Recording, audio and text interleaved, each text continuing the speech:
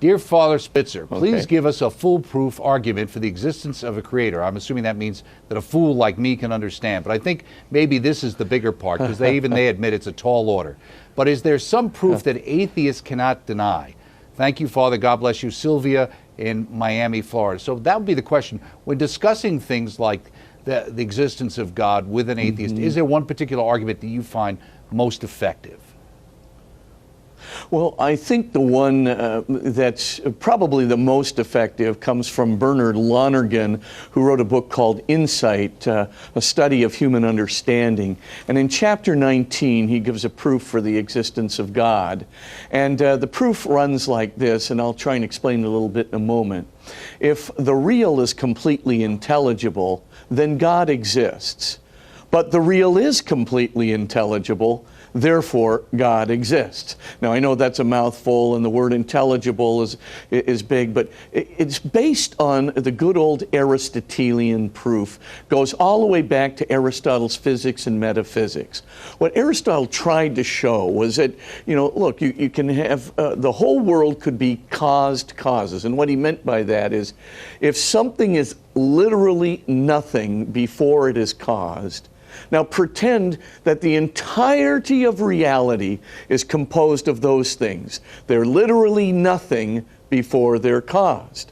Well, that means that all the causes of all reality would be nothing because they have not yet been caused, in which case the whole of reality would be nothing. So he says, hey, look, if all of reality requires a cause in order to exist, if all of reality is nothing before it is caused, then the whole of reality is nothing, but that's clearly not the case. So there has to be at least one reality that has to be uncaused. And that's where we get that traditional notion of an uncaused cause. I don't think any atheist can get out of that proof for at least one uncaused cause, because obviously if you have an infinity of caused causes, an infinity of realities that need to be caused in order to exist that are nothing before they are caused, they're all nothing in their totality.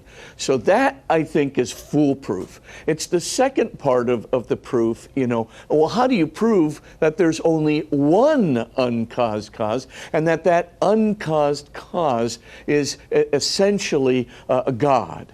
And what Lonergan goes on to show is that an uncaused cause has to be perfectly intelligible.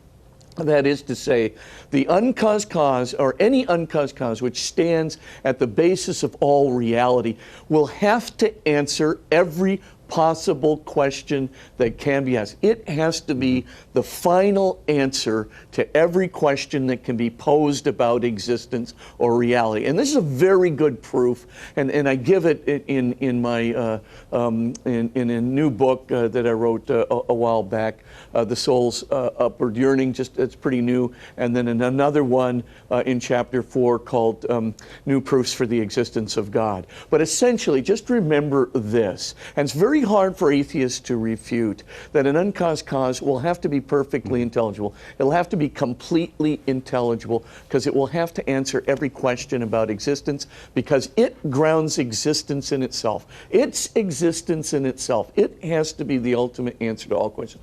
But if it is perfectly intelligible, Lonergan goes on to say, then it has to be an unrestricted act of understanding itself. And then once you prove that, and he can prove that very definitively, he goes on to show that it must be one and only one.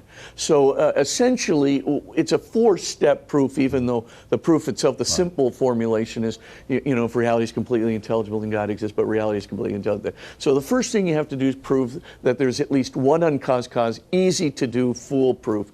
Second thing is that the uncaused cause must be perfectly intelligible.